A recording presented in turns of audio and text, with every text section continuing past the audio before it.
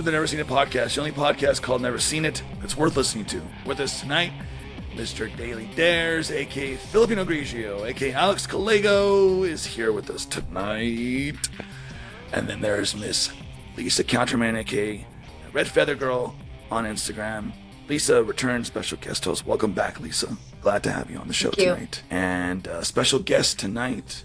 Well, but before we get into that, let me talk about myself for a second really quick. I'm Boots Too Big, a.k.a. Adrian De La Torre. Tonight we have a special guest, a good friend of mine, known him for over 10 years now at this point, Jordan Spalding, who is a sci-fi writer and VFX compositor, currently based in Davis, California, where he lives with his partner, his 2 parrots, and his dog, Fig, which is a great name for a dog, and I'm glad I remembered You can it. see Welcome her. to You the can show, see her Jordan. There she is. Passed out over there. Sleeping. Taking a nap. Sleeping. Jordan and I have known each other for over 10 years. Like I said, we've worked on many writing projects, filmmaking projects together. Jordan loves the movies, and he's a storyteller through and through. And we both read and watched Project Hail Mary, and we thought, hey, this is going to be the perfect episode to discuss that movie with. So thank you, Jordan, again for joining us tonight. And I know that you and I have both read this book. Lisa, have you read the book? Did you read Project Hail Mary? No? I did not. I was a late comer to watching it. Everybody was talking about the movie, and I was like, I don't know what that is. And I actually just watched it like 2 weeks ago. So, well, let me ask you this. What was your perception of the movie having not read the book? Like, what did you think after watching like the trailer and other marketing material? So the trailer, I felt like I expected it to go more quickly at the beginning. I was sort of, I thought it was like this fast-paced thing. It kind of reminded me of like E.T. a little bit. And that's sort of what I expected. Then the beginning, I was like, it's a little bit more slow than I thought. It wasn't exactly what I expected at the beginning, and then I won't spoil it till we get to it, but then I was in tears, and I was like, how am I emotional about this? I don't get it, but it got me about a third of the way through, then I got interested and could not stop watching it. I got teary-eyed too. And by the way, to talk about what the movie's about, for those of you that don't know, since I forgot to do it at the top of the show, Project Hail Mary is a science fiction film about a science teacher, Ryland Grace, who wakes up on a spaceship light years from home with no recollection of who he is or how he got there. As his memory returns, he begins to uncover his mission, solve the riddle of the mysterious substance causing the sun to die out. He must call on his scientific knowledge and unorthodox ideas to save everything on Earth from extinction. But an unexpected friendship means that he may not have to do it alone. I'm Grace. I'm gonna call you Rocky. So, I met an alien. He's a genius engineer. And if I can't understand what he's saying, he puts on a little puppet show for me and my tiny brain. And you know what? I don't mind it. And it stars, of course, Ryan Gosling, James Ortiz, Sandra Huller, who's fantastic. Directed by Phil Lord and Chris Miller, who directed everything from the Lego Movie to 21 Jump Street. All great movies. But yeah, that's Project Hail Mary. It came out this year. Alex, did you read the book, by the way? I don't think I ever asked you that. No, I've never read the book. What was your perception of it before having watched it? Well, so I remember it probably being one of the biggest talked about films at San Diego Comic-Con last year, 2025. They had the panel there in Hall H. Ryan Gosling was in attendance, and Wow. it seemed to be really take the everybody's attention, other than Peacemaker, which was another big one that was at last year's San Diego Comic-Con. Alex, was Rocky there for the panel? I honestly don't know. Jazz hands. I think they kind of tried to keep that a little bit of a secret. Uh-huh. Yeah. This year at San Diego Comic-Con, there were a lot of really cool Rocky related merchandise. I picked up an enamel pin from one of my favorite enamel pin makers, and then I recently found out that they had Rocky action figures, and I was like, wait a minute, why? How did I miss that? Yeah. I would have that's loved to. I would have loved to own one of those, and so Fully articulated. A little remote control, like a robot. You can run around. wish. And a hamster ball. Yeah, and a handball. Yeah. in the little I wonder if it did at least the packaging. That would have been cool. Cool packaging. Yeah. Have it in You that never little take it out of the ball. package. Yeah. I'm already that way anyways. I don't take any of my toys out of the package unless it's a blind box. Yeah. I was going to say, so Jordan, as someone who also has read the book as well, I mean, I know it's almost unfair to compare a book and a movie, but I feel like they got really close in this scenario with, like, the movie is in some ways even better than the book, dare I say. What do you think? Really? No, I mean, like, as like a purist, I'm always like, listen, the book was better. The book is always better. I mean, like, it's hard science fiction, so all my favorite parts are when he's, like, going through the math. In the book, it's very much, it, like, brings you along with the process. It's very, like, even, like, understandable, like, high school math. Like, here's how we figure out what these elements are. Here's how we figure out what speed we're going at. And I loved all that. I thought that was kind of, like, the heart of the movie. It's about Grace, like, figuring out how to solve the problems using, like, technology from our time. And that really, like, made it, like, heightened the experience of it. And so, like, I understand for the movie they did not want to go into all of that, and they couldn't, and I thought they got kind of, like, the best points of it. And, like, to Lisa's point, like, it was in some ways, like, front loaded, because that's a lot of where the emotional buildup is, a lot of the characters, a lot of the stakes, so, like, makes sense. And I was sort of, it was like, oh, so much of the beginning of Act 2 is missing from the film, because we have to just, like, okay, now the action's happening, now this part's happening. So, like, yeah, I love the movie, and obviously no one wants to watch, like, the 6-hour version that's completely true to the book. They're both good, but they're, like, very different properties, you know? They compressed a lot of that, like you said, the first, or the second act. They had to kind of really compress a lot of the math stuff and the science stuff, which and I agree. saw online, people had questions. They were like, how did this happen? How did they accomplish this? And, like, all of those things, they're not, like, plot holes. They were answered in the book, but they have to kind of, like, keep things moving in the Well, you know, it's funny because in the book, he had, like, that magic computer that had, like, every software known to man. So I thought that was interesting. That he had, like, that sort of Duex computer that can do anything in that computer. It can program, it can do all kinds. They didn't kind of do that in the movie, though. They do kind of allude to it, though, because I remember when they're giving gifts to each other, or when they find the solution to the astrophage, they're giving, Grace is giving a gift to Rocky, and it's like a laptop with what he called all human knowledge. Oh, that's true. That's true. I forgot about that. Yeah. And that played such a large role in the book too, right? It was like they had lots of technology, but they were very analog. Like, they had never developed something as, like, a thinking machine. And so the idea of a laptop was, like, a huge, like, cultural, technological exchange for their species. That's a good point. And by the way, HLP's in the chat with us tonight. Arnold's in the chat. Arnold couldn't be here. He's in, where is he? Santa Barbara? He's vacationing on the beach of Santa Barbara, watching whales. Oh, nice. eating clam chowder and I'm uni. jealous. Yeah. Sea urchin. Yeah. Oh, not jealous. No special hip shaking tonight. He's hip shaking on the beach. That's what he's doing. So I want to talk about, and I know we talk about this a lot with almost a lot of the movies we discuss, the marketing as far as this one goes.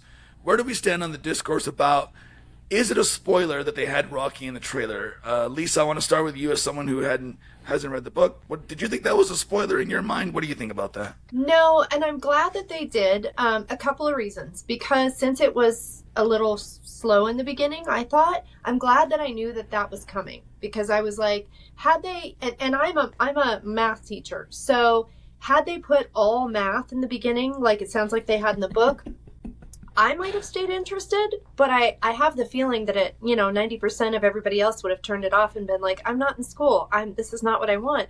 But I think knowing that creature was coming, it intrigued me. Like, I'll have to say, when I first saw it on the trailer, I am very arachnophobic, and I was like, that looks like a giant spider. But part of me was like, but clearly they're not just going to put a giant spider in this movie. It's science fiction. It's not just going to be a spider. So that intrigued me to keep watching, to meet what this creature was. And I was like, how are they going to pull this off without it being cheesy? And there was so much hubbub about the movie. I'm like, clearly it's good. So it's not going to be cheesy, some spider in a ball. So I'm glad that they put it in there, because that made me stay and find out, like, what is that and what relationship do they have? How can this creature, like, how are they communicating? So it made me stay to actually watch it. And to give you a little context, like we meet Rocky like 100 pages in the book, give or take, and the book is like 400 plus pages long. So Okay. I didn't see It it, was as a big spoiler. surprise. Yeah, I mean, when I read it, it was I did not see it coming. I did not expect it. I was not spoiled beforehand, at least good. for the book version. Yeah. Huh. Interesting. What about you, Yeah, Alex? no. did you watch the trailer? You did, or did you go in blind? I watched the trailer after all the talk at Comic-Con last year. Oh, okay. I thought it was really... I liked the trailer. I wasn't super sold on it, but I think that as it got closer and closer to the actual premiere, it really... It kind of started ramping up, especially when they started showing Rocky, and I think that was a smart move because, one, obviously, like, it didn't spoil it, and two... It's a good marketing tool. Rocky's a great... He's like Grogu. He's like Grogu. You know what I mean? Like here's the thing. Like, if the Mandalorian had Grogu at the very beginning, or like in all the trailers of the very first season, I think even more people would have like showed up for the premiere instead of that whole word of mouth thing. They're like, oh, you got to watch it. You know, I think that's the same thing that happened with Project Hail Mary. You have this like cutesy, like for some people, a very kind of adorable alien creature, especially the way that they were like in that one scene where they're emulating each other's movements. You know, Yep. that's They're a like, very "He very does like this." okay, that hooked me because he's just like this like alien who's just kind of like a little bit naive. Thumbs up. You know? Mm-hmm. Yeah, thumbs Yep. up. Yeah. And what does he say? Like bump the fist or something like that. Fist my bump. Fist my Fist bump. my bump. Yeah. And so yeah, it's the perfect marketing tool to have sold this film. It latched onto like so many different audiences. You know, you have the hard science fiction fans, but then you also have the fans who like just love cool science fiction, like in general. You know, they're not really like hard science fiction fans or fantasy science fiction fans. They just love science fiction. Yeah. And then you get the crowds who are just into like a cool like kind of blockbuster possibly, you know, and it kind of was if you think about it. The commercial success of this movie, I think, is so interesting because, like you say, it's got the cute non-human mascot, but then it's got that emotional story that pulls your heartstrings, and like you bring that together, and it works so great. I don't know, Jordan, you're a lover of science fiction. It's also kind of a great movie for the times that we're in, right? Yeah, you know, like we're people coming together, like bringing people good. together, and like in the face of like great odds, you know, like impossible odds. You think about like a movie like The Watchmen. They're faced with like this earth-shattering, earth-ending threat, and people need to come together, you know. And but this is not as cynical of a take. Yeah, exactly. The Watchmen was for like a more cynical perspective, for sure. There was some cynical stuff, like when they talked about like how, you know, like the 30% of the population would die from starvation, but then she goes, you know, that's if people come together, and we know that they won't, and so it's more like 50% of the what's world's 30% population. of 8 billion? Does Jordan, you're good with math? Hell of a lot. It's got to be like it's 2.4 billion. Ah, there you go. Yeah. No bueno. That's not good at all. Yeah. Well, and honestly, so the beginning and the trailer sort of reminded me, I don't know if it was the music, the cinematography, or both, of like how 2001: A Space Odyssey. When that first came out, it was like they didn't tell you everything. They gave you little blips of what it was sort of going to be about, but something about the music with the cinematography, I don't know why it reminded me of that at the beginning. It was sort of like, I'm interested. I don't know what it's about, but I'm interested enough to stay and find out. I feel like for me, the trailer, there's this idea in narrative craft where you have to have the promise of the premise, you know? And so like what Rocky represents is that this is fundamentally like a first contact story. And like the author, Andy Weir, he has like an entire encyclopedia, a separate of like Rocky biology and Iridian, like their science and how they think and how their language works and everything. And so like to hide like the central idea of the story, to give people like the wrong sense of like what this movie is about, I think would be like a mistake, because you get the wrong people in the theaters. So like, yeah, I think at the end of the day, like they have to have Rocky in there. People have to know that's like what they're signing up for. Alex, you My had own something? little alien here. Oh, He's cute. what did I want to talk about? Project Hail Mary is the movie we're discussing. HLP, by the way, ordered the book, so that's coming to HLP here pretty soon. You're gonna love it. You're gonna love it. It's the most accessible form of hard science fiction out there. That's what I wanted to talk about. Andy Weir does tons of research for all his books. Boatloads. The Martian, I mean, my goodness, that I read that book too and saw the movie. And in that book as well, it's like, here's the process of how I figured this thing out. And I read a thing, I think I talked to you, Jordan, about this, that people love stories where the main character is an expert and you get to see the progress and the breakdown of how they do their stuff. So it's called like, what do they call it? Process porn or something like that. Competency porn. Yeah. Yeah. And Extremely competent people doing very well at their craft. Yeah, I could see the appeal to that, you know. And Is but the other it thing, like on the 18? Is that like competency porn when they're like building all this stuff? Same thing with like MacGyver when he's I MacGyver. think Yeah, so. I was just to say MacGyver, a stick of gum and a paperclip. Yep. even Breaking Bad had a little bit of that, where Walter White was always in a sticky situation and he had to figure out his way to get out of it. I would argue Star Trek: The Next Generation was one of the earliest examples of that, where like everyone's an expert, everyone's professional, there's like no interpersonal severe trauma. It's like everyone doing the best they can to like solve the situation, and at the end Jean-Luc Picard gives some inspiring, rousing speech that convinces the aliens not to kill them. So Inspector Gadget wouldn't be. Well, No, that's the opposite. That's a deconstruction of competency porn. deconstruction porn. That's interesting. Don't Google that. Don't go. If we're doing that, then Austin Powers is too. Come on, man. Yeah. I mean, there's another one. He can The always get parody himself of out Bond, of a situation. whereas Bond is by like the just male saying, fantasy of like hyper competency. Yeah. I was thinking about the idea of like the non-human mascot is always more like Grogu, like you said, popular, Rocky, Dungeon Crawler Carl, which Jordan and I have been reading. You know, Princess Donut. For those of you that know that series, The fan people- favorite. Yeah. fan favorite. What is it about non-human sidekicks or mascots that like it seems to, I don't know, people gravitate towards stories like that, you know? I I mean, feel all like- of them have some innocence to them. At least the examples that you've mentioned, there's kind of they're removed from like the trials and tribulations of like the fully sentient human person and all the troubles that they're mired in. I also feel like there's this thing that the reason I used to collect Funko Pops. I haven't collected them in years.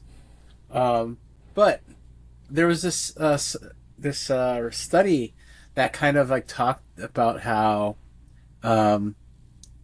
when it comes to things like that, it's this the cuter the thing, like, and the more adorable it is, the more you want to like relate to it in a way that, in a sense of like wanting to take care of it, you know. So it's this thing where that's why like you look at things like Funko Pops. They're supposed to be like superheroes, but they're kind of adorable at the same time. You kind of want to like baby them in a way.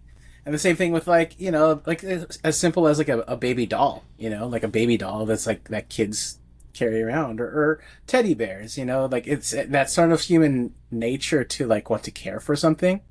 So I think that's that whole connection. You look at like even in Star Wars, like not just Grogu, but like the Ewoks. That's why they did that. Return of the Jedi did as well as it did, because you know they kind of wanted to market it towards getting kids in as They well. wanted to do Chewbacca's home planet, but they're like, no, let's just do cutesy bear-like creatures, Yeah, and we'll save on a little bit of budget because we just need to hire you kids. don't have to hire a bunch of tall people. Well, and Groot. I mean, how many Groot, times? yeah. Hear, Well, I mean, that's Rocket Raccoon, kind of cute. There you go. I mean, the other thing is, they give us like at least the examples that Adrian brought up. They give us a perspective of ourselves from the outside. Like each of these people, each of these creatures, from their innocence, are like judging us or judging the main character and reflecting on the main character. And like Grogu, especially through all the seasons, is like growing and like showing the Mandalorian like his own side of himself that he didn't know he had. I feel like that's like the niche it fulfills. Of the empathy and the that compassion that these people inherently have. Yeah. Well, and I think with all sorry, of these, go ahead. Sorry, all of these that we've mentioned, there's a vulnerability, and I think that we're like any kind of alien, anything. You think, oh, they're all knowing, they know more than humans or whatever. But finding that vulnerability and being like, oh, they might have more knowledge than us, but there is still a vulnerability that they're depending on their human. And I think that's the part where we all go, oh, okay, well, that's kind of cute. And that's what pulls at the heartstrings. You're like, he isn't indestructible. So...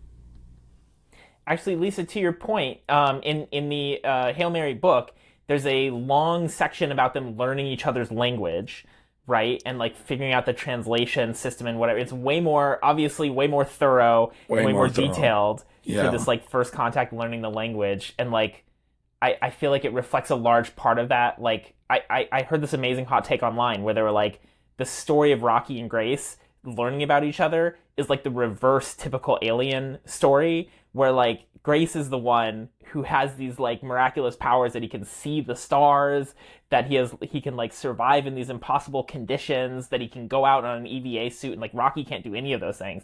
So like for Rocky, it's like us finding an alien that's like magical and more powerful than them. He has like special technology that they can't fathom.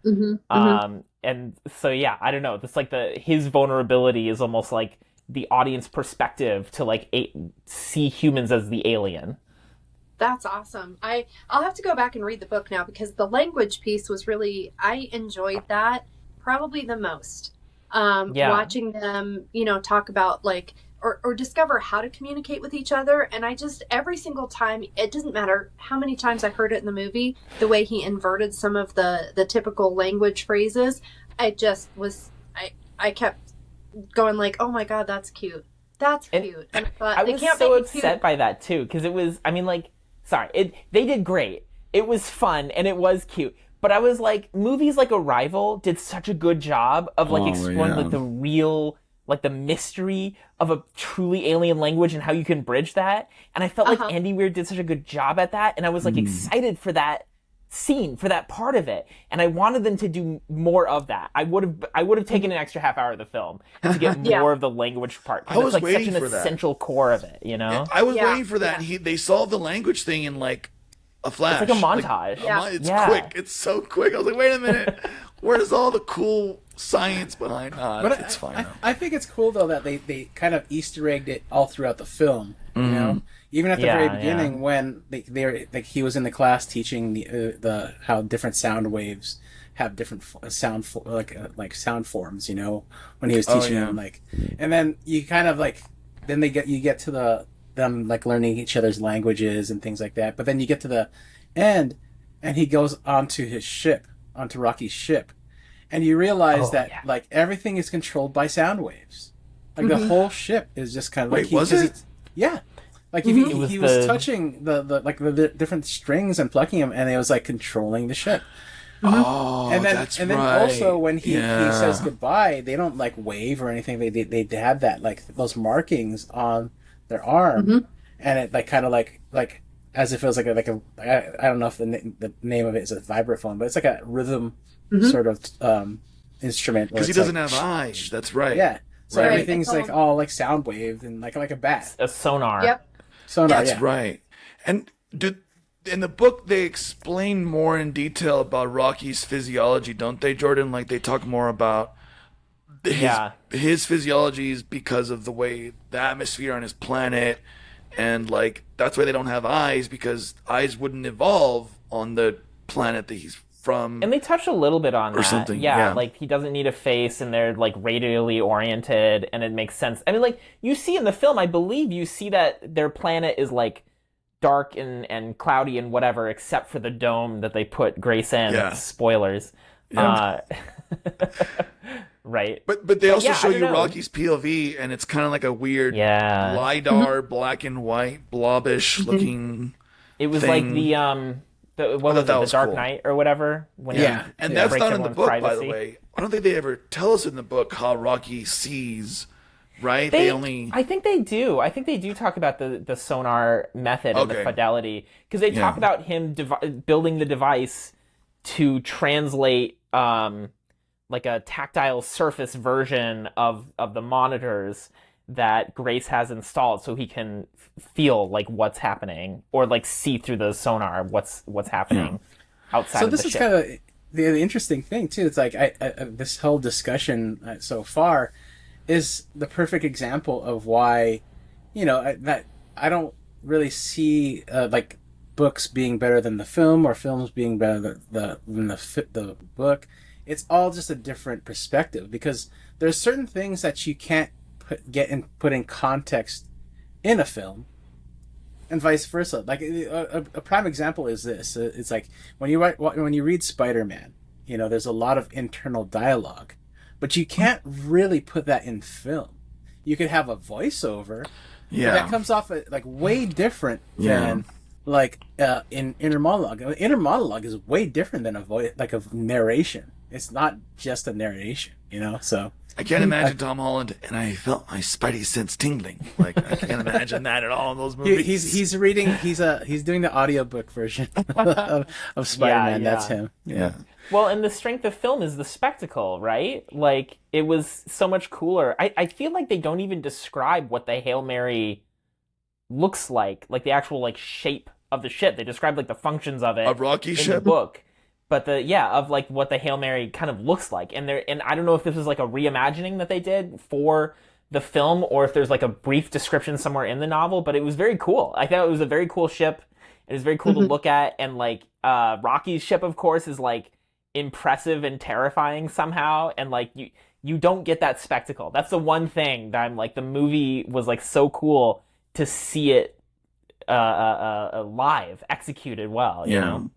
Now let me ask you guys this, because obviously like all that research of the technology and stuff is great, but this movie, in my opinion, would not work if the Rocky Ryland Grace friendship doesn't work. Like, I feel like the entire emotional core of this movie relies on that so much. And I know the movie also has, like, with Sandra Huller's character, like, there's that scene in the bar and stuff, which is great and emotional, but like, really, it's a buddy movie, right? And Jordan, as a fellow book reader, do you feel like the movie captured their dynamic between Rocky and Ryland as well as the book? Yeah. I mean, there's nothing else to say about that. That's like the emotional core of both pieces. It's like, if you didn't have Rocky there, it'd be like some really sad, depressing, like, void narrative about like a guy lost. Like, it would be like perfect for like a Soviet era black and white sci-fi, ponderous thing that you're like, and then he died alone. I'm like, I know no, myself so we can't well do that if I woke up in Ryland Grace's position, I'd be like, no, I'm not going to do anything. We're all where's going the to die. heroin? Give me the heroin. Yeah, because I can't save the world. I'm not going to figure this out. I'm not a programmer. I'm not an anthropologist. I'm not a scientist. I'm not an astronaut. Like, for me, I thought it was interesting, the choice that they picked, that it was a teacher. Right. Because, there you go. That's true. I mean, as a teacher, we're in the position that we have to make the kids think that we know all about our subject. We can answer any question you throw at me about this subject. I will know it right then and there. Yeah. And so I think it's funny that he came across as, to his students, like, I know all these answers, and then you put him there, and all of his moments of like, why the heck did they pick me? I'm just a teacher. Yeah, I might be a good science teacher. I'm just a teacher. And so I just thought that in and of itself was really funny. And being a teacher, I'm like, man, put me in space and we would both die. I wouldn't be able to figure it out. But I'm also not good at the technology. So I thought it was interesting, being a science teacher, that he also knew all of the technology and he figured it out. And I'm like, that is not always the case. Just because you're good at science doesn't mean you're also good at the technology. But But I thought that was an interesting choice too, that they picked teacher. They could have picked anything. Put an electrician out in space. Right. They could figure it out. No, this is such an interesting point. Like, Lisa, you are as qualified as Ryland Grace to, like, be picked for this mission. Like, tell us how... Die. Yeah. You die, humanity dies. Right. I would let all of humanity down. And it was interesting because, I don't know, did I miss, like, maybe this is more in the book, why the whole backstory of why they picked him. Why him in particular, out of all the, how many, thousands or tens of thousands of science teachers, why did they not pick a college professor? Why did they not pick, this teacher here? Did they go into that and I missed that? They went into it. They went into it. Okay. It was at the very beginning of the film where, like, when he first meets, what's her name? Sandra Huller's character. Mm-hmm. She enters the classroom and, like, asks him about this paper that he wrote at his old job, and he, like, it was all about, like, more about the fact that he questioned his the higher ups authorities on the thoughts of, like, I can't remember what the paper was all about. It was like, non-water based life, so he was a potential expert for, like, this type of alien organism that lives in extremophile conditions that maybe can't have water, so that made him like a potential leading expert on the alien. Yeah, which he also finds out that they're like, what, 90% water. He's like, they're still water based. Yeah. But and it's I did see that, but it still makes me wonder. He would not be the only person on the planet, which he wasn't. They went to it. They went into it. He wasn't. They actually had asked other authorities on it. It was a couple step process, right? Because, like, first he was associated with the project because of the paper initially, right? Mm-hmm. And then they had everyone working on the samples, but he was the one who figured out how to make them breed using like high school, like a box and duct tape and whatever, right? Yeah. And so then he became like the expert. Yeah, and he killed one. Yeah. And then he still wasn't the chosen pick. But actually, they never talk about this in the movie. This is something from the book. There's, like, people who have a rare genetic condition that allows them to be more likely to survive going into this induced coma state. Yeah. Right? Okay. And so he's one of the people who has this genetic condition. And because he's on the project, when they lose their main guy because of the explosion, the error in the dosage or whatever, they're like, listen, you followed this project the entire time, you know what we're doing, you're like the most qualified person, and you have the genetic trait, like, we're not going to find another person like you. Okay. I thought they spent, like, a lot of time in the book justifying why he's the guy. I'm glad you're bringing this up because it's interesting the changes they'll make in a movie for the drama, because in the movie they, like, basically physically force him to be the one. Right? When they kidnap him. Right. They don't do that in the book, if I remember correctly, Jordan. No, right? I mean, they do. He doesn't want to do it. He figures out he's a coward. Like, they kidnap him in the book, too, but there's no, like, dramatic scene. Right. I mean, like... It's more visually dramatic in the movie, I think. It's more visually dramatic in the film. That's the takeaway.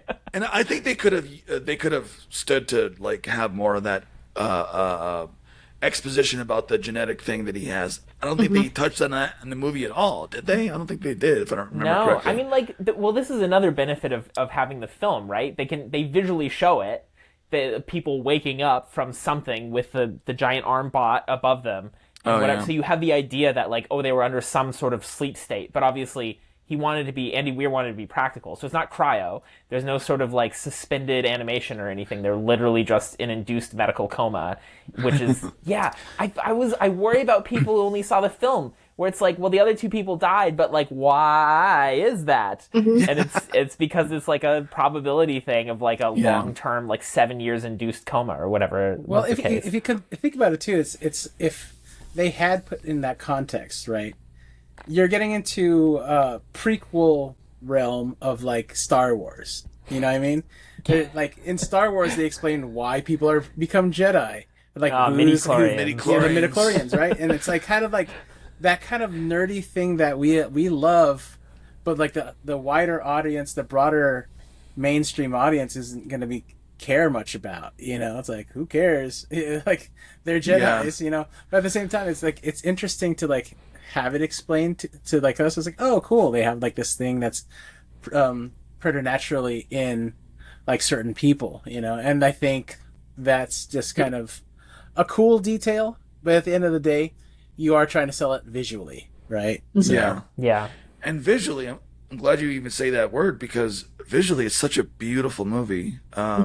That scene where he goes out, oh, what was the context? It's been a few months, but with the red lighting and stuff, and it's like a different, what is he doing there? What was the context of that again? He's watching it through a different filter or something, and then they shoot it in a way where it's like red light and because it's the wavelength to see the Petrova line, and so the particles are like the individual cells like illuminated in that.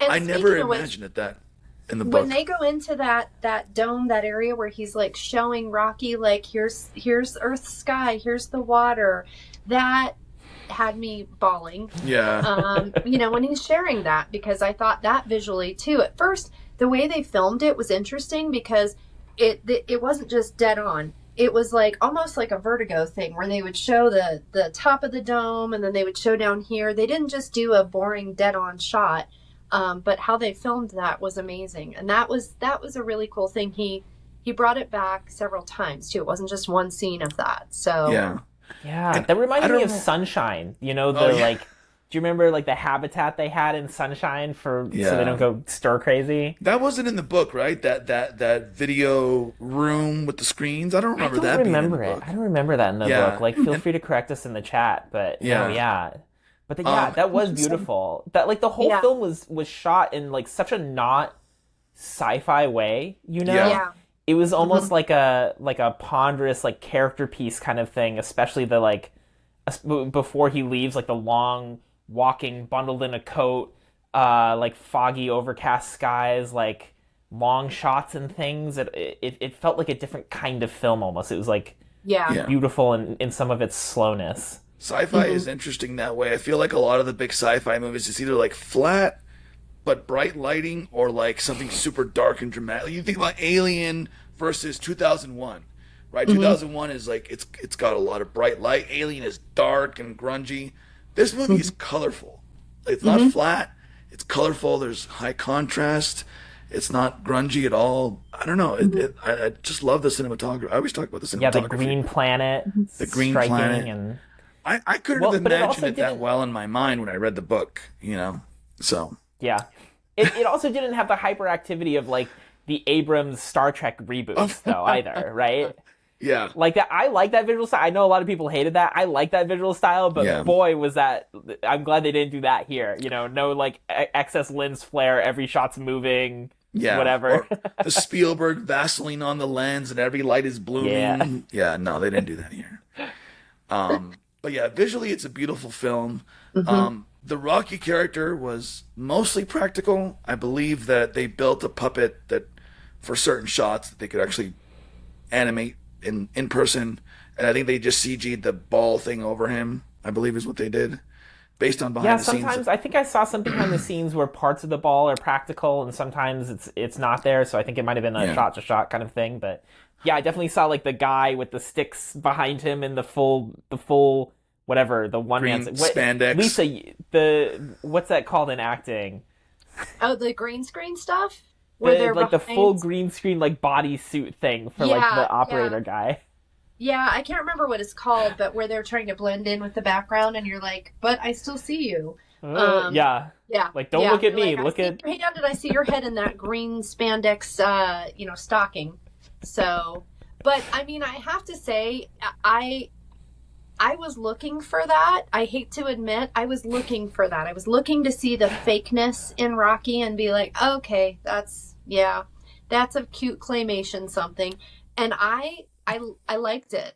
However they did it, I liked it. And it was believable. And I was like, at first, like I said, I was like, ooh, it looks like a spider. I'm not a fan of it. But afterwards, I was like, I want my own Rocky. Yeah. I want my own thing that looks like a spider that is in a hamster ball that doesn't have eyes. And my husband was like, okay, all right.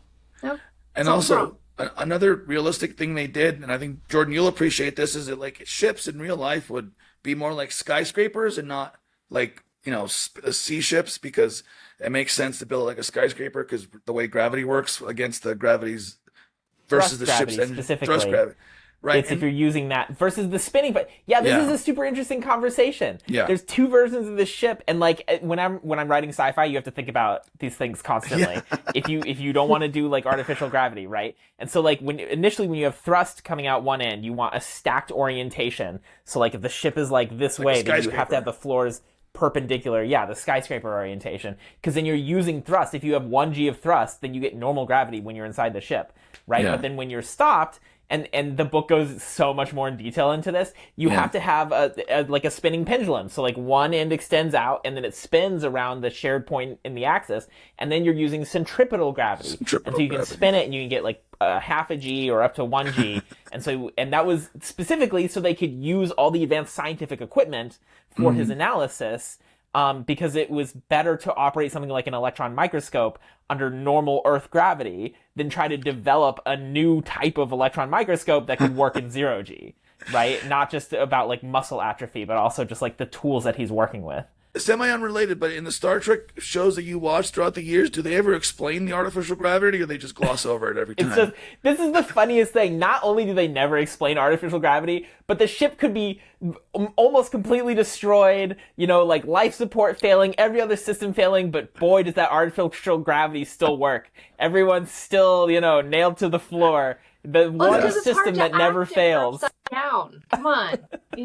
That's hard to do. Yeah, it's expensive to do is what it is. Right, exactly. Yeah. But if you watch The Expanse, which is a great series of books and TV show, you'll see that they don't mess around with that artificial gravity stuff. They don't mess around with it. Stay true to physics.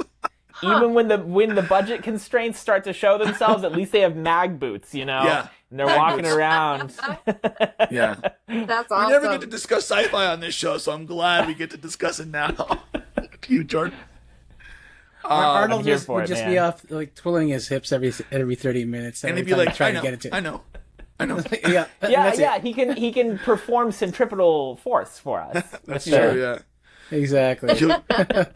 No, what a great movie though. What else, guys? I mean, there's so much going on in this movie. I really recommend the book. By the way, is an accessible read. I don't think it's like.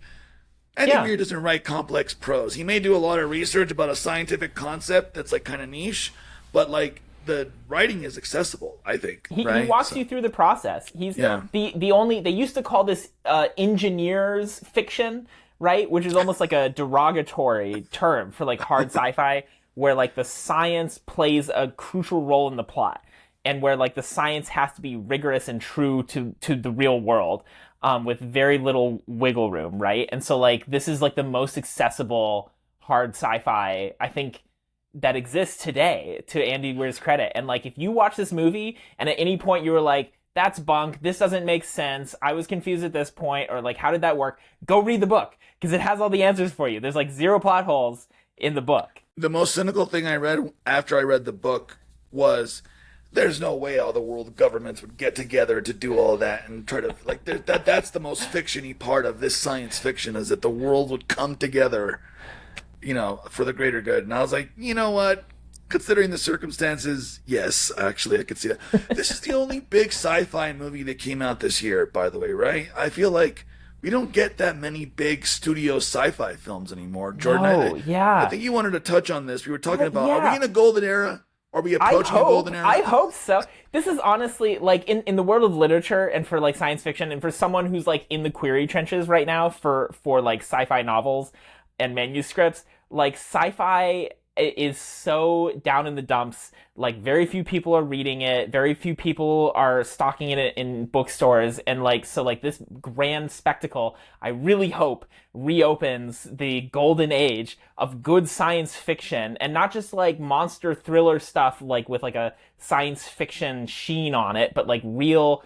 like the era of science fiction that we used to enjoy. In fact, I was at a writers' conference a couple months ago, and I got to talk to a literary agent there, and I asked them the question. I was like, is the success of Project Hail Mary going to convince people that there is like a large market for science fiction, both in like the literary and the film worlds?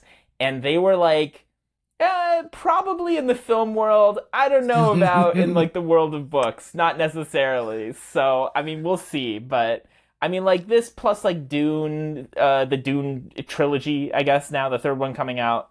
I really do hope we see kind of, and like if it's big in the movies, then it'll trickle down and we'll see like more interest in written work. And then maybe we'll get something like the golden age of sci-fi lit, even when it was pulpy from like the 60s and 70s, you know? Yeah, because if I go to the bookstore, the sci-fi section is that big, and then next to it is Star Wars, and then fantasy wraps around the other side, and then like three more shelves. 3 more shelves of romantasy, horror, thriller, lots of manga for some reason. I've seen way more manga now, but sci-fi's even when like I that go big. to the library and like or the bookstore and like I look in that thin sliver of a sci-fi section, like a third of the books in there are like just fantasy. I'm like, this is not a sci-fi book. Excuse me. That's what true. do you think? So, what do you, with the science fiction background, what do you think Project Hail Mary compares to? Like in terms of like in the last 10 years, that any science fiction movies that have, or even the last 20 years, what would you compare it to in magnitude then? Oh, on the scale of like a popularity scale. Well, popularity, but just like a cinematic masterpiece, or however you want to rate it. What would you say? What would you compare it to in the last 20 or 25 years? Like it rivals this. I mean, the easy answer is The Martian because it's the same author. Yeah. In some ways, like a similar premise of like, can you get home? Can you save yourself?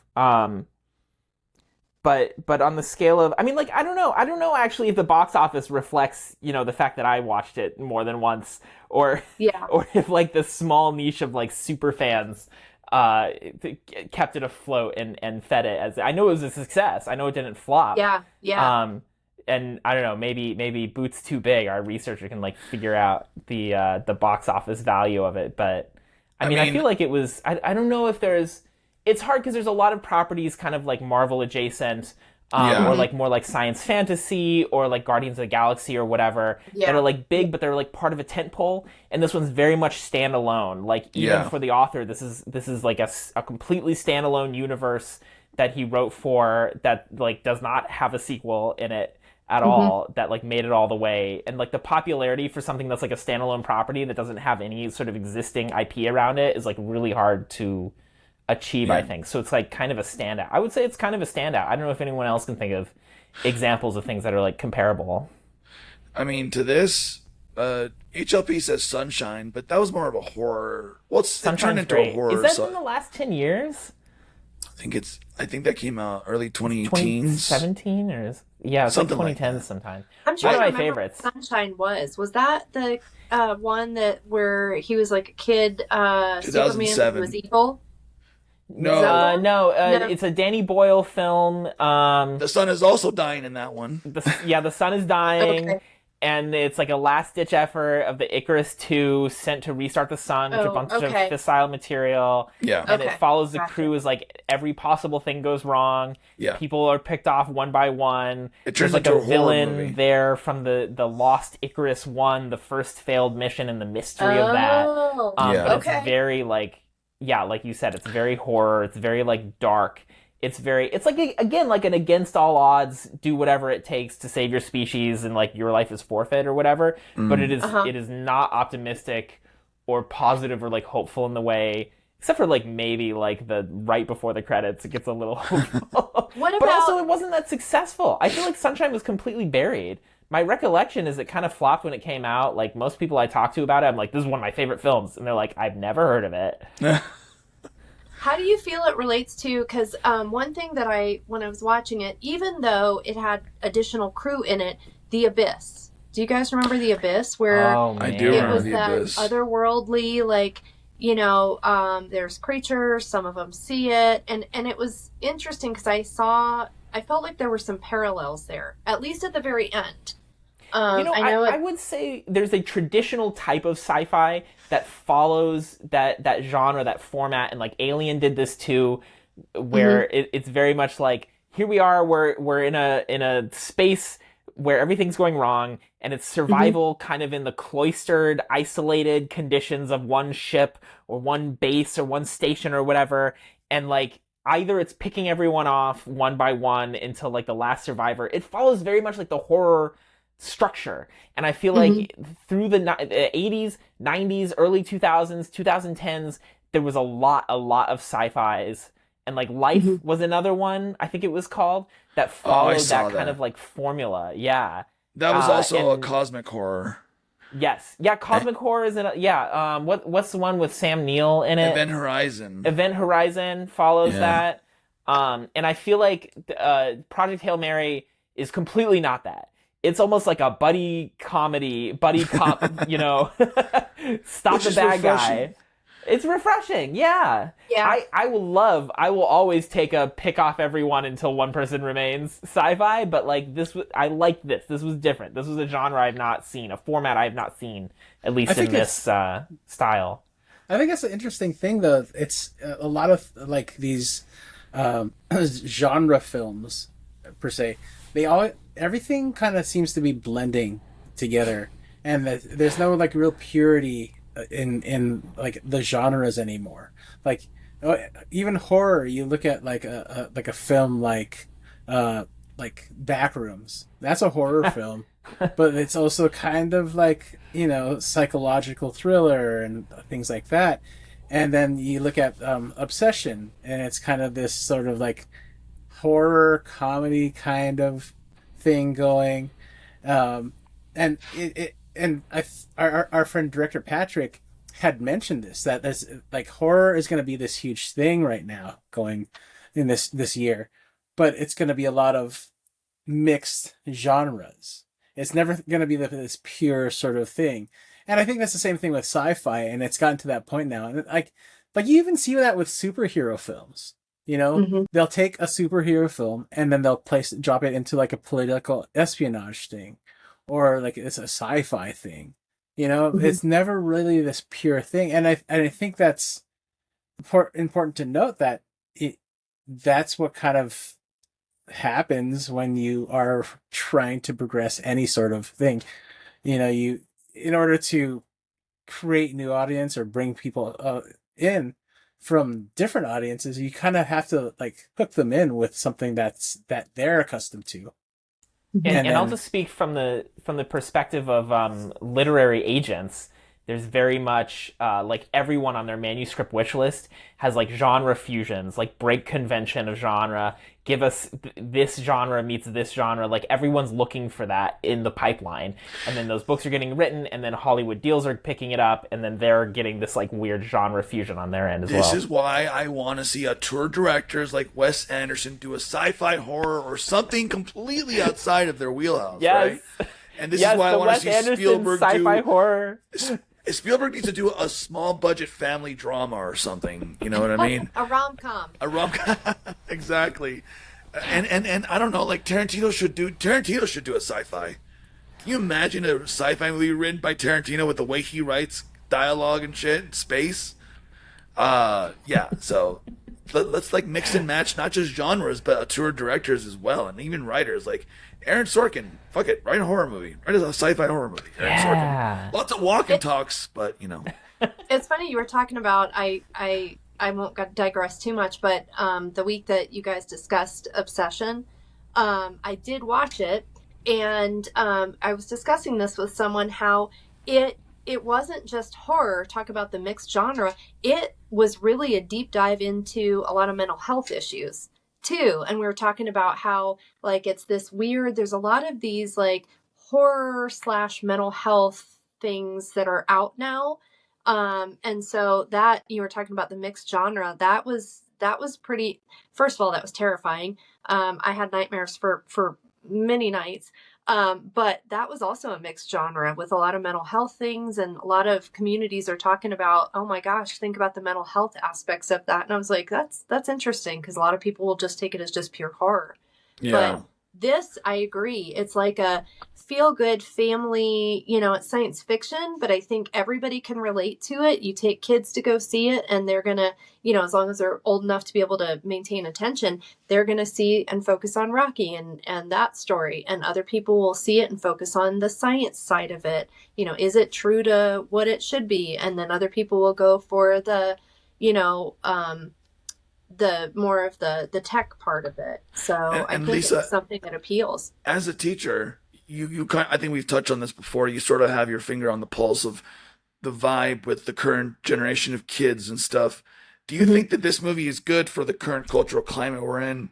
And how kids are sort of, I don't know, just taking in all this negative energy from everything going. I don't know, does that make sense at all? Do you think that? Yeah, I do. And I mean, if it were something that I would show in the classroom, I think that some of the discussion points that I would want to bring up is first of all, it's a great story and it's kind of cliche of you can come from two different backgrounds, two different worlds, know nothing about each other, be drastically different from literally two different worlds and universes, galaxies, whatever you want to say, and still find commonality and still work together. Because I think that is a core message of this, that no matter what you see it for, I think that's a message to walk away with. And the fact you brought up, sort of people were like, yeah, but really would all these governments actually come together to do this? And I think right now is the perfect climate, unfortunately, for that of they might be fiction in here, but this is maybe I think it would be great for friendly controversy in a classroom. What do you think? What do you think? How does this relate to real life right now? Our current climate, political, social, economic, any of it. But I think the core story of come from two different worlds and they are coming together to solve a problem. No, that's great. Thank you for that perspective. I ask just as a parent myself, and just hearing about the literacy rate is down across the board, and it's kind of scary because, and this is also a very cynical thing that I've heard, but it's true that when they are deciding on where to build the next prison, they look at the third grade reading level in that area and they're like, oh, it's really bad in this area. That's where the next prison is going to be built, because the illiteracy to prison pipeline is real, unfortunately. Well, and the hard thing is, I mean, I think we've talked about this before. COVID did huge damage. As teachers, we knew that teaching online was not the way we learn. That's just not the way humans learn. There is a very minute population they do well online. But even for, things like math, even reading, it's a hands-on thing. Even if you're not physically hands-on, you need to be there in person. There's a we have something with our district called personal relational competencies that we are now focusing on. And it's part of what we look at. It's not just here's the math targets, here's the literacy targets. It's can you be in a classroom and can you work with another person? Can you work in a small group? Can you come to a decision on something? And we've lost a lot of that in COVID, and we're struggling even, 6 years, whatever passed, we're struggling to get that back. Why doesn't someone say, just get rid of the tablets out of the classroom, back to paper and pencil? Why doesn't somebody just say that? A lot of educators are trying to do that. And I think it depends, because we were talking about this earlier. You have Claude, you have the AI, and it's very helpful. It is very helpful. It's really hard to argue that there isn't a use for it. But I think that there is an evolution of teachers that are getting back to, let's just use paper and pencil.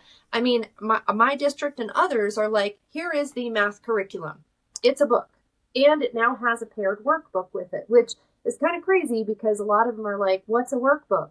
We've gotten away from that in the last 10 or 15 years, and now we're back to, let's use a workbook. Let's make those paper copies. Let's, or use whiteboards as they're looking on the screen, and we'll all do it together. There is still a part of the human brain that rote memorization, writing it down. I mean, there's science to that. The reason why we took notes is because that's the connection. That's how a lot of kids learn things. A lot of adults learn things by writing it down. When I'm memorizing, lines, I write it down. I copy it. I write it different places. And there is just a connection there that you can't deny that Chromebooks just can't do. Right. So plus think of how aesthetic the classroom will be if we go back to the green the old green blackboards and like the fold out like the wooden desks, and like big charcoal pencils. That's the look I want. And even if you don't do the chalkboard, even just doing dry erase, right? It's kind of interesting because even something like dry erase versus paper. On paper, there's a certain permanency. Yes, you can erase it, but it's a little bit harder. Dry erase has taken that permanency away, so we can just write whatever we want because we just and it's gone. Whereas on paper, there's more permanence. And I try to tell students, like, it's okay, make a mistake. Please make a mistake. Because, how do they respond to that? Like, what do they say? Well, they first look at me like I've grown a couple of extra heads. Like, why do you want me to make a mistake? But we focus on error analysis because even if you don't have the right answer, if you can talk me through in your brain what clicks and goes, wait, something doesn't look right. Even if you can't get the right answer, if you can recognize that there might be a problem, that will get you much further because then you can always go research what the problem is. But if your brain doesn't even tell you that there might be a problem there, if you just put it down and you're like, I'm not going to even challenge it to think, is that right? For example, even something as simple, and yes, we do have older students that don't have any number sense. Trying to teach angles. We were talking about, acute and obtuse angles. One's less than 90, one's greater than 90. And you can't measure an angle to do geometry if you don't understand that 82 is smaller than 112. And we have lost the ability to gauge that, which is wild. I want them to sit with it and say, prove to me that that's right or wrong. You tell me. Because we've become so accustomed to an adult telling you, yes, it's right, or no, it's wrong, and not sitting with it and figuring out for yourself, is that right? And why? Or this is a great parallel to the movie as well, right? Because, like, Grace relies on the computers and the systems, but Rocky has, like, this innate knowledge. He can do extremely complex math in his head, and so they never needed to develop computer systems as, like, this crutch. And, like, even now, back to the era of Socrates, there was every little step is an additional crutch that we're taking a portion of our mind and our thinking and we're externalizing it, and now we're dependent on that tool. Like, our storytelling is no longer like long orated histories passed down and memorized. Now it's a thing that's like stored somewhere that can be lost and that has to be like recovered and read and like translated. And so like AI is like another, like a huge leap, but another step of like removing some of that authority of our own like mental acuity and handing it off to something else. And we have to, I think each one of those steps needs to be like a very intentional decision that we make for like which parts are we willing to hand off. Just one quick thing I wanted to say about all, and thank you, by the way. That's a great perspective, Lisa. I know it's not, it's related to the movie in kind of a long way, but you know what I mean. It's still great perspective to have. Really quick, we were talking about Sunshine earlier, and I just clicked on it on Letterboxd, and then you know how on Letterboxd there's like lists that people make. Sunshine is in a list called, and I have to read this because it's fantastic. Psychosexual dramas, nihilistic fever dreams, and surrealism with a touch of humor. Ooh, maybe I should see what else is in that list. Suspiria, Possession. Oh yeah, okay. So many. Is I Want Your Sex in that list? I don't see it, but I wouldn't be surprised. Dude, I need to watch more movies. There's so many movies on here that look interesting that I have never seen, which is the name of the show.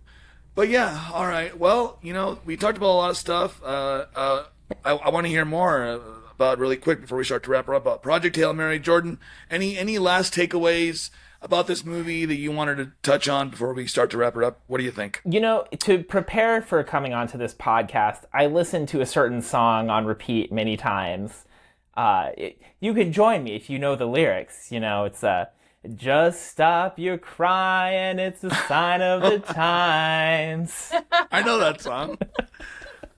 Why that song? Welcome to the final show. That was the song that... That's the theme. Yeah. That's that's like the trailer song and like the main theme in the movie. The karaoke song that... And the karaoke, yeah, it's so freaking good. I literally have been listening to it on repeat.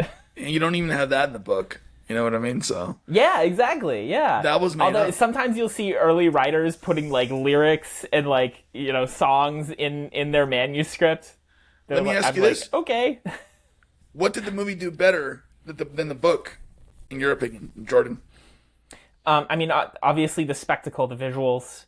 The interactions, the Rocky using the tools to build things, to build the what is it, like solid argon or something that he's working with. Yeah. Like that was like not explored in the books, and so like that was completely the people who were building the props and like showing him building things. That was super cool. Like the specifics of how the ball worked, his like hamster ball, and like the inside of his ship. Like I don't even remember in the book if they go into Rocky's ship or if there's anything described about it. Do you remember it's very that? little. I remember very little. Brief. And it's at the It wasn't very really... end of the book too. Because Yeah. just like in the movie, he goes back to rescue Rocky, and I think he goes in the ship very briefly. Briefly, yeah. I don't remember. But in the movie it was so cool. And Yeah. they explore it, and it's like, and like of course you have this like tit for tat as part of the cultural exchange. He's like showing him all the stuff in the ship, and it feels really alien, but it also feels like so familiar for Rocky and the way that he's moving through it. I really enjoyed that part. That was like worth seeing the movie just for The those parallels like are great too. moments. They both lost their crew. Yeah. Ryland loses his crew because of why did he lose his crew? And Just because of the unlikelihood of like a low Yeah. survivability for the induced coma. So like and Rocky both the was other kind of a people don't lower survive it. ranking on his ship, but he only survived because of a very technical He was next reason. to the shielded engines, and so that protected him from cosmic radiation. That's And they didn't right. understand about radiation, and they weren't protected against it because they have such a thick atmosphere on Arid that they don't Yes. experience as much normal solar radiation as like humans do. So again, That's that right. goes back to the Neither like one of them humans really are the knew- Yeah, Sorry, neither go one ahead. of them really knew initially why they lost their crew. yeah you know? yeah. So Yeah. And because Rocky on his home planet, was he also an engineer or something? He talks about it in the I book. think I know so. that. He says, like, because they don't have, like, the same social hierarchy that we do, but he does say he's kind of like the equivalent of a scientist on his planet, I think, if I remember Yeah. correctly. But yeah, so interesting parallels there. Lisa, did you have any last takeaways you wanted to talk about that we didn't touch on? I mean, I really, really liked how they used music and used sound as part of his ship, not just as language, but like, I mean, the ship itself. I really thought that was when you mentioned before how, you know, when he goes on to Rocky's ship and he like touches it and you can see that it relates to like sound waves and frequencies and all of that. I liked that. I thought that was really clever. You know, because they could have just made some cool ship and visually like, isn't that neat? But I like how they used that, and now I want to go back and read the book because I want to hear more description about it. You'll love the book. Yeah. Alex, what about you? Any final takeaways that you wanted to touch on? I just really appreciated this film for the emotional depth that it had. Mhm. The weight it carried with the loneliness that they felt, and you really feel that for Grace when he discovers, like, one, obviously he's like, he discovers the bodies of his crew, and then the way he's like kind of slowly backwards remembering pieces of how he got there, and you see him going through that sort of depression. Like, it's like, well, I don't know where I'm at. I don't, I'm alone. And then he kind of like, after he jettisons the bodies into space, that's when he discovers like Rocky. That's the moment where he realizes he's not alone.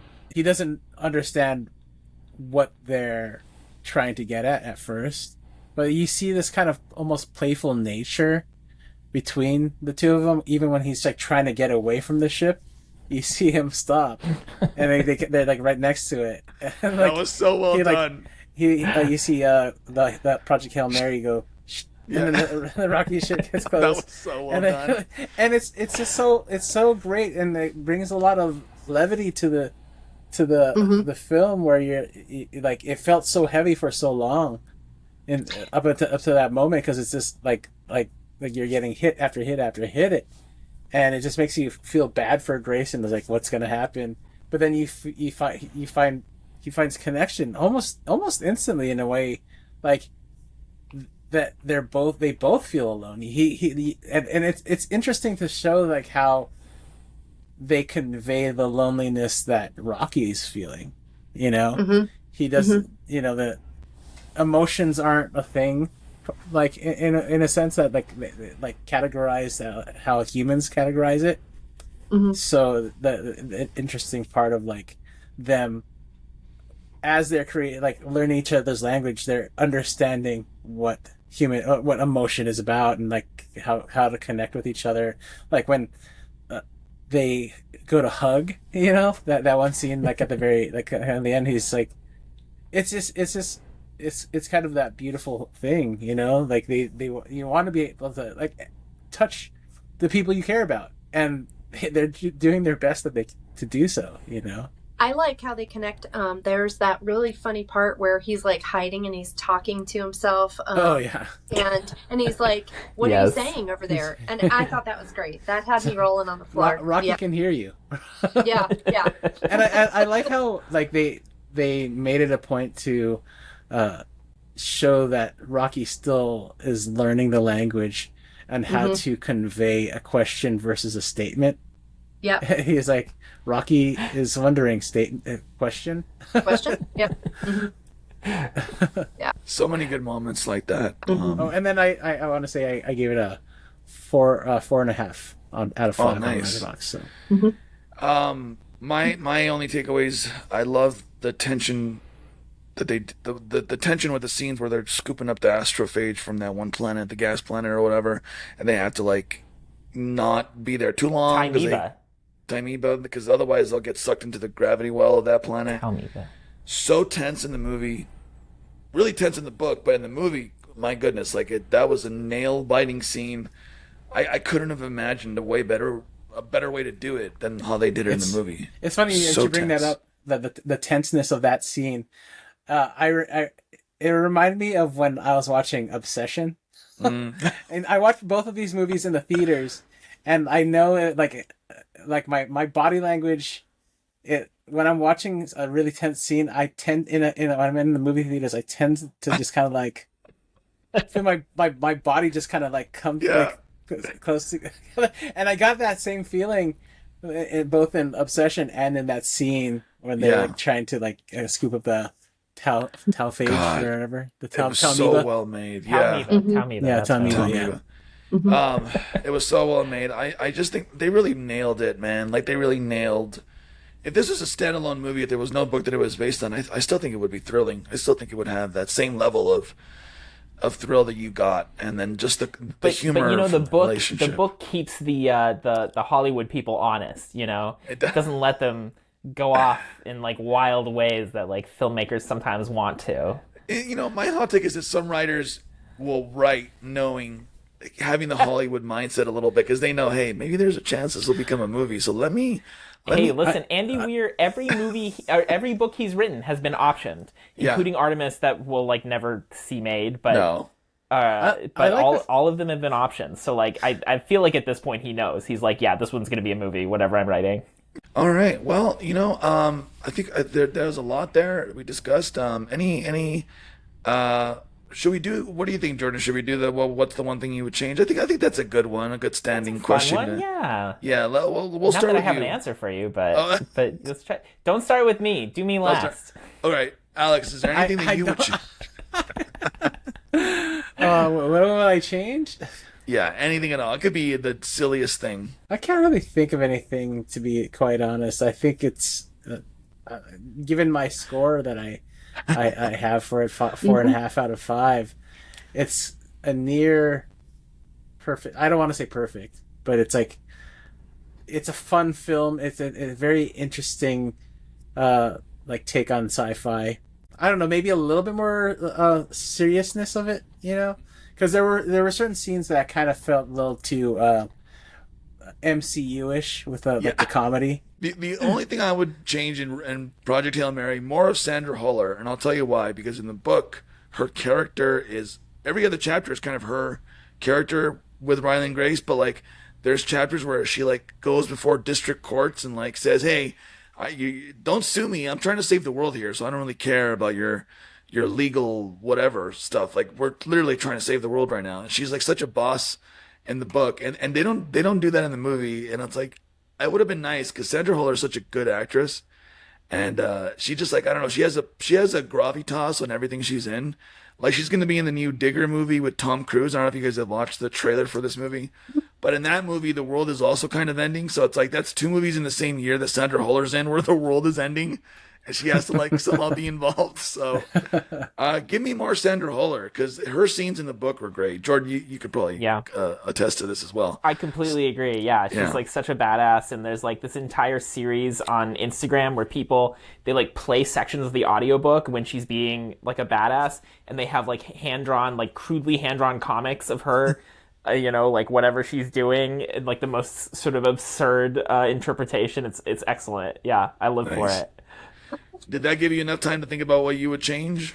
Yes, yeah. Actually, I agree with one of Alex's earlier points. Like, this is a movie that really has heart, and like it's a story that like lives and breathes on its heart. And I do think like the tragedy of like Ilyukna and the guy who died, like the book does a really good job of establishing their early friendship with Grace, like the 3 astronauts who end up going together. And so like it hits so much harder as he's like rediscovering their lives together, and like the things that they loved, and like the people they were, and their hopes and dreams for this mission, and their like goals to like save the world and to like see this other solar system.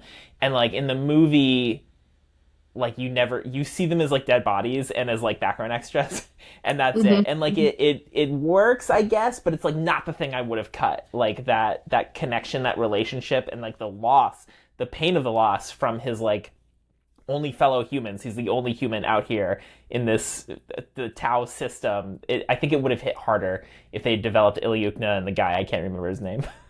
Thank you. Any projects you want to plug? Any things you want to talk about? Social media is really quick before we wrap it up. Me? Yes. Yeah, you guys can follow me on Blue Sky at jpspalding.com, where I talk about writing craft, sci-fi, books, and my dog. And I just started doing things on Substack. So we'll see if that goes anywhere. Also at JP Spalding. So check it out. I just wrote a piece about saber-toothed tigers on there. So that's something. I read it. It was great. Yeah. Jordan is a really great writer.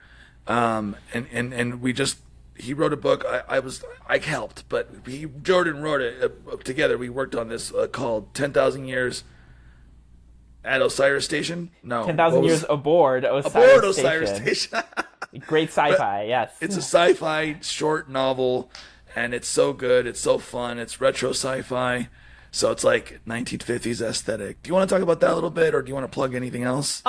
Just like very briefly, like we got to do the fun part. We did the drafting part. Now we get to do the hard part, which is editing. Like we're handing it off to first readers and people to design this thing. And so like, I would say like we're a quarter of the way through the process. We've written an entire book.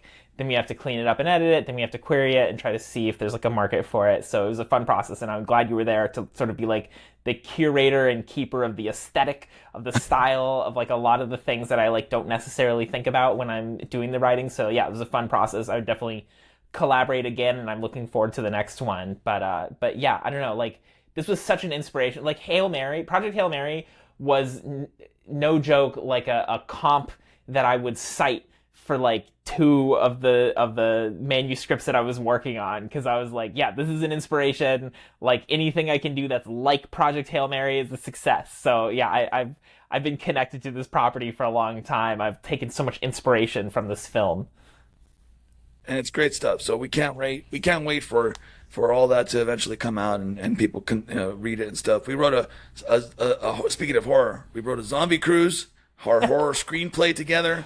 That was such a fun project too. Someday we'll be reviewing the film of that on this channel. I hope so. No, thanks for being on, Jordan. Did you have a social medias besides, or did you have a Letterboxd rating? Sorry, that's what I meant to ask you. Oh, do I have a Letterboxd rating? Yeah, do you use Letterboxd? I'm not super familiar with Letterboxd, so I'll just give it a 7 out of 5. Nice. Okay. Thank you for that. Lisa, any things that you would change, and where can people find you, and what are you working on? So I have to agree. Initially, I was going to say, gosh, it's going to be hard for me to find anything I would change, but I do agree after you said that. I would have loved to have had just a little bit more backstory about how they formed that close friendship. because clearly he had an emotional bond to them when you see him like sending the bodies off and kind of reminiscing, looking at like the photos of, you know, their families and stuff. But it would have been nice to have just a little bit more on that so that you could, I mean, obviously I felt the emotion, but I think I would have felt it more had I had a little bit of that backstory to see them like bonding. Even if it was flashbacks, that's fine, but a little bit more on that. And the other thing is I want to see his life on that other planet at the end, because he just seemed so happy. I was like, good for you. I thought it was sad that they're like, you have no family. And he's like, yeah, I have literally no family. And he has a family there. So honestly, I would love to see a Project Hail Mary 2 and his life there. Because I thought that was very sweet. So, and I think they could actually do something with that would be a sweet movie too. But I agree about the backstory. The cozy sci-fi version, Hail Mary 2. Yes, that's right. The feel-good version of it with maybe not as much science except for how do they make the dome so that he survives there. Mm-hmm. As far as projects, I just finished we just had the Denver 48-hour Film Fest, which is always doing those. Timed fests are so much fun, so much chaos, so little sleep. But that will be screening this weekend in Denver at the Bug Theater. And it's over several days, but what an intense thing. Our genre was femme fatale, which was really interesting. And the group... Wait, were you the femme fatale? No, so it was interesting because this production company that I worked with was brand new, and they do a lot around mental health. And so they do a lot of like psychological paired with mental health things. And they took this to, without spoiling it, they took it to a level that was, I played a very intense scene. It was short, but I was a parent that was very verbally not very good to their kid. And it was the first time that I had such an intense scene that affected me emotionally that I had to come home and I had to like decompress. And then we all watched the completed project together, and I again had to decompress. But I think it's going to be super powerful. Even though the title of it's a happy medium. So it will be out on YouTube after it depends when we screen it. And if we win anything, then we get to go on to, some, festivals. And if not, then we'll get to put it on YouTube, but it was pretty powerful actually. So look for that on YouTube. It's called A Happy Medium. I've got a trailer posted on my Instagram, which is redfeathergirl01. And that, and then I'll be out, I think, in your neck of the woods out in California. I was invited to be part of the iHeartRadio, some concert and iHeartRadio studio in Santa Barbara, I think. And that's where Arnold is.